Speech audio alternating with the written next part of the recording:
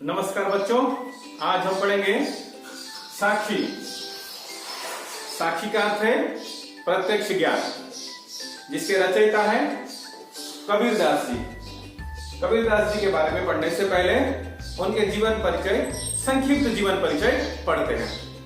उनका जन्म काशी में 1398 में हुआ था। विधवा ब्राह्मणी के गर्भ से उनका जन्म हुआ था, लेकिन विधवा ब्राह्मणी लोक लाज के डर से उन्हें लहरतारा नामक तालाब के पास छोड़ दिया था।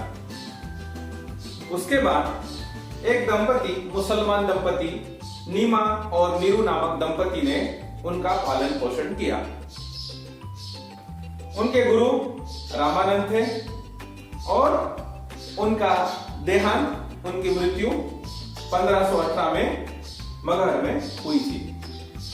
वे पढ़े लिखे नहीं थे, वे अनपढ़ थे, लेकिन साधु संतों के साथ मिलकर वे भिन्न भिन्न भाषाएं सीखते थे।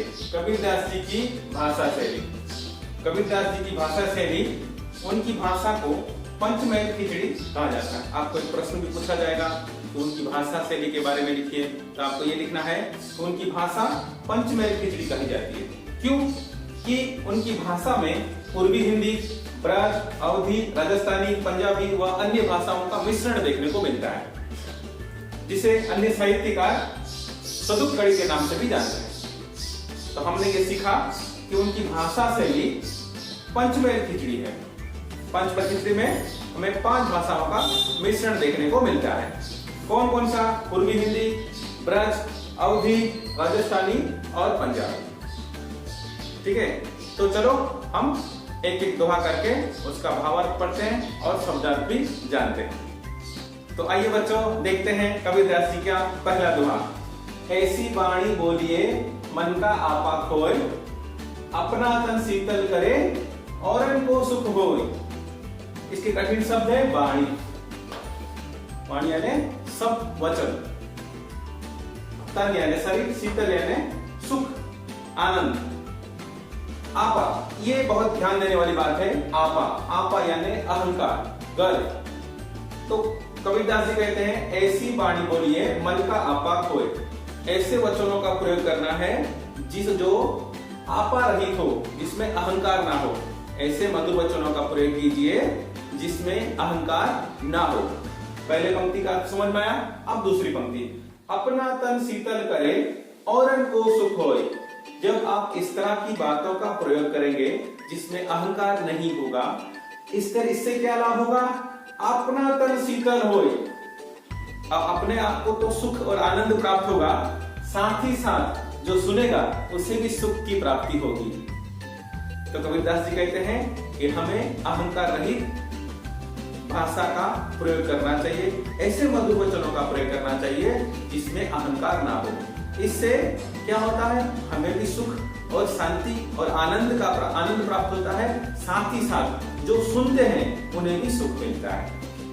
इस तरह से हम दूसरे दोहे की तरफ चलते हैं। कस्तूरी कुंडली बसे मृग ढूंढे बनमाही, ऐसी घटी घटी राम है दुनिया देखे नहीं।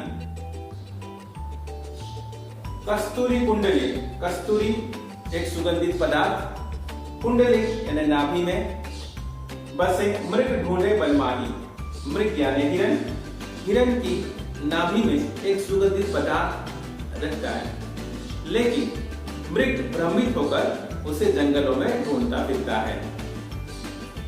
ऐसी घटी घटी राम है दुनिया देखे नहीं।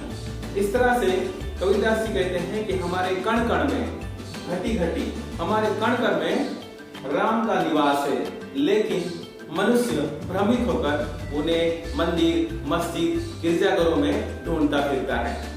फिर से पढ़ते हैं।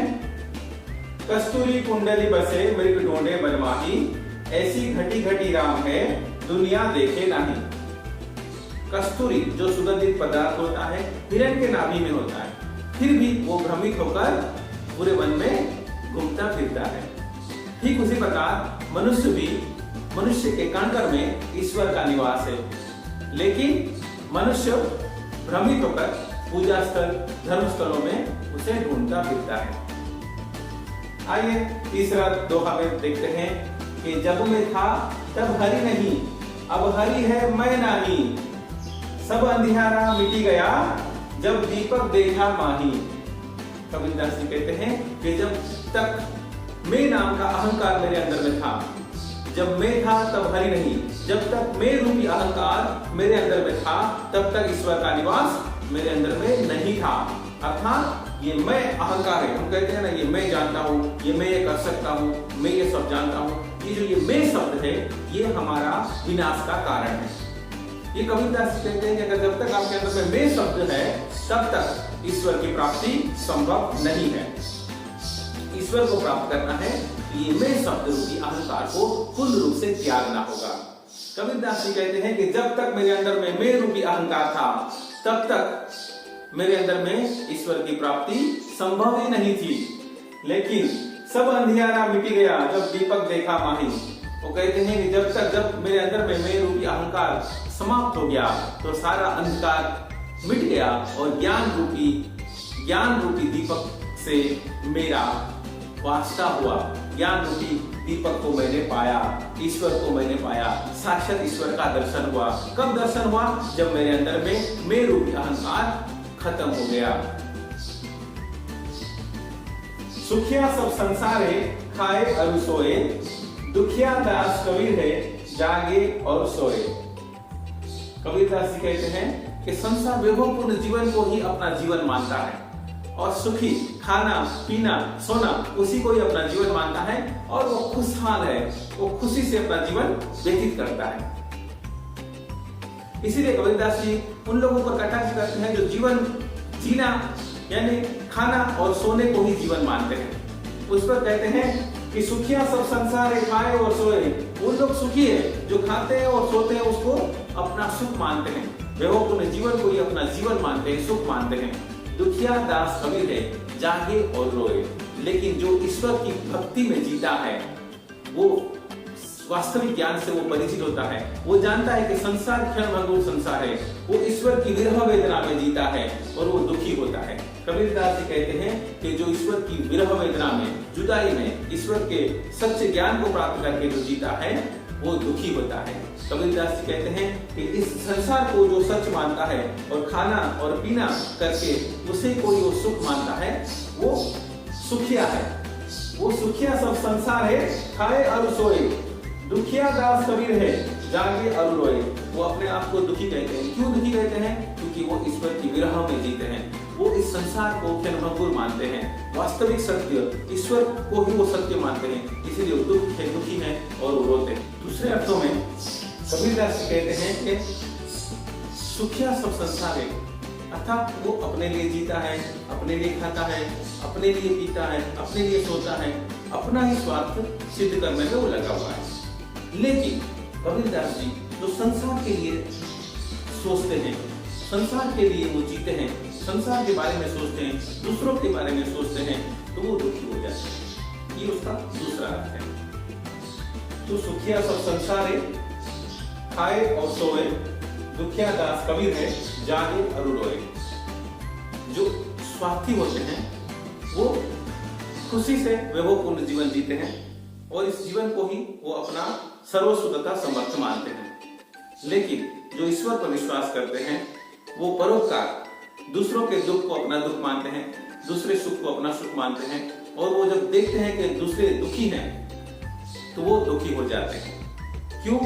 कि वो संसार के सुख में ही अपना सुख निहित मानते हैं। तो आज हमने 4 दोहे पढ़े।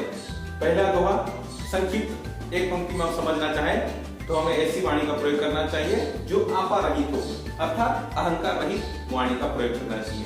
नंबर 2, ईश्वर कण कण में बसते हैं। नंबर 2 का पंक्ति अगर बनाएंगे हम तो ईश्वर कण कण में बसते हैं, लेकिन मनुष्य भ्रमित होकर उन्हें पूजा स्थलों और धर्मस्थलों में ढूंढता फिरता है। नंबर 3, जब तक हमारे अंदर में मैं रूपी अहंकार है तब तक ईश्वर का निवास हो ही नहीं सकता। जब हमारे अंदर में मैं रूपी अहंकार समाप्त होगा तो ज्ञान रूपी दीपक प्रज्वलित होगा। नंबर 4 में सुखिया सब संसार है, खाए और सोए, दुखिया दास कबीर है, जागे और रोए। संसार में सुखी व्यक्ति कौन है? जो खाता है, सोता है। सुखी व्यक्ति कौन है? जो अपना स्वार्थ सिद्ध करना जानता है, वो जो खुद के लिए जीता है, अपने परिवार के लिए जीता है, वो सुखी है। लेकिन दुखी कौन है? जो दूसरों के बारे में सोचता है, जो ईश्वर के बारे में सोचता है, जो सच्चाई के बारे में सोचता है, परोपकार के बारे में सोचता है, वो दुखी है। तो ठीक है बच्चों, अगली बार हम 5वां, 6वां और 7वां और 8वां दोहा पढ़ेंगे। तब तक के लिए धन्यवाद।